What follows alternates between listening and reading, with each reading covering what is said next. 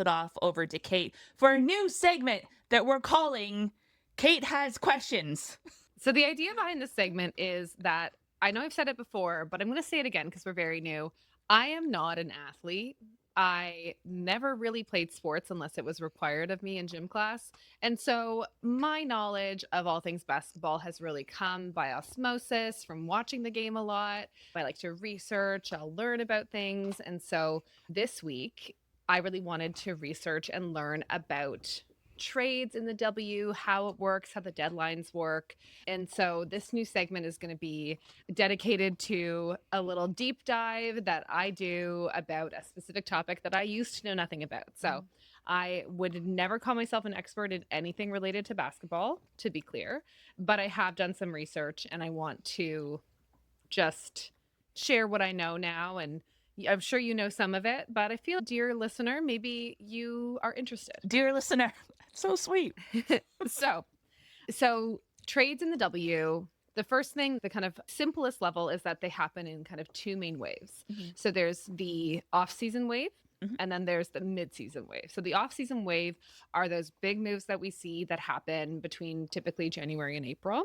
So the season usually opens up around January 15th, or the off-season trading window opens up around January 15th. And that's when we see those big, typically free agency trades happen. So we think about Brittany Griner going from Phoenix to Atlanta, or all of those big moves that happened, KP going from the Aces to the Sparks, lots of kind of those big off-season moves, typically I say related to free agency. Those happen before the season begins. So January to April typically. So lots and lots of movement. And of course, this season we had last season, there will likely be expansion drafts happening. I'm assuming if it's similar to last year that they'll probably happen in that kind of November, December timeline. And so then come January is when the moves will start to happen.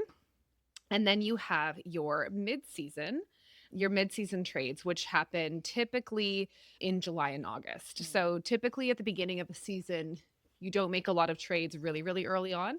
And the trades really start to pick up after a few months when you're starting to understand how your team is playing, where you're stacked in the rankings to try and understand really what your potential is. And so one of the things that I find really, so first of all, there are two deadlines. There's the trade deadline, which is coming up August 7th, 3 p.m. Eastern. So that's this week. And then there is the wave deadline that's happening later in August. But importantly, there are a few things to consider about why trades happen, and this will speak to one of the trades that we're talking about today. All right. So mid-season trades, these trades that we see in July and August, typically happen for a handful of reasons. One of them is the salary cap in the league for that team. They may have room that they want to use up. They may be hitting their salary cap. So there's a financial aspect to why you might want to be making a trade. In particular, one of the ones that I think we'll find coming up here is the championship window. So by the time we get into August, people are really starting to understand there's only a handful of weeks left until you go into the end of regular season play and you're moving into the championship window. If you do not have the standing likely to make it into the championships, it's not uncommon to trade away your bigger name players in order to create space for the future. So is it okay if I talk about the one that we're going to be diving into? Go ahead. Sure. Just give them some context. Yeah. So the big news that came out on Sunday was that Dejanay Carrington is being traded away from the Dallas Wings to the Minnesota Lynx.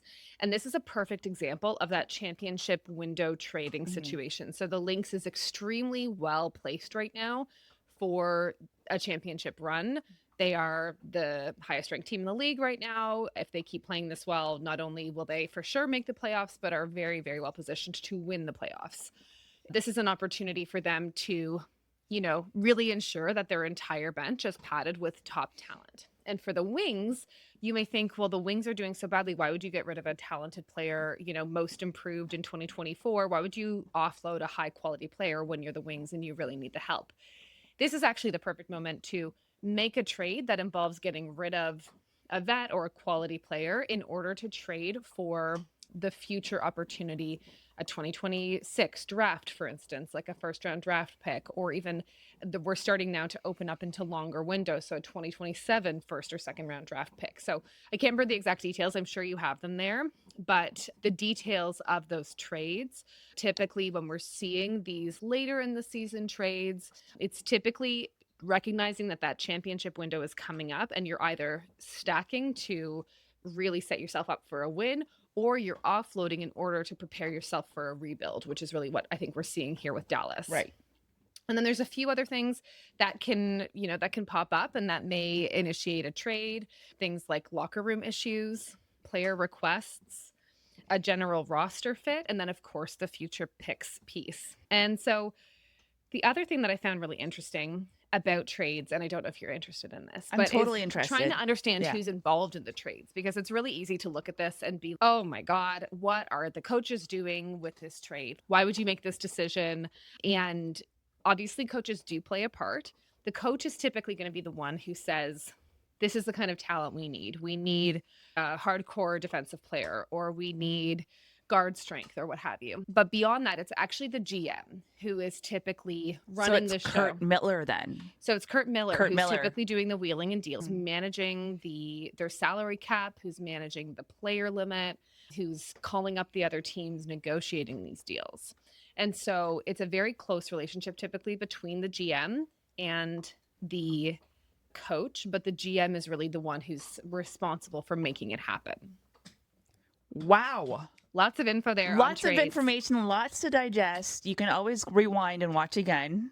Yeah. But that was amazing because I didn't even know some of that stuff. Yeah. And also, one other interesting fact, there is a deadline after which I think it's the waive deadline.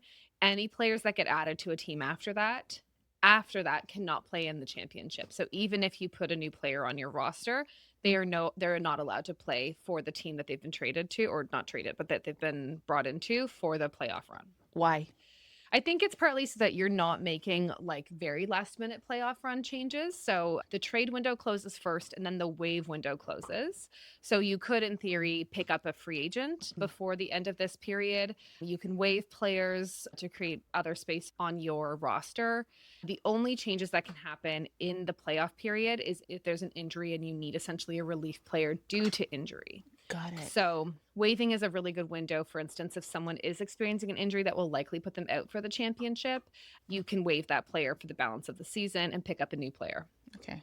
But not through a trade. Also, I think you mentioned it's because you didn't want vets chasing the ring. Exactly. You want to prevent the system from, a vet just moving from team to team to whatever team is going to likely win and securing a ring at the end of the season. So the idea is that they should be part of the team. Okay. Yeah. Wow. Thank you. Lots of info on trades. Kate's got questions. Question answered, in my Hopefully. opinion. Hopefully you found that interesting too. Thank you so much for that. Over to you for the trade Okay. update. So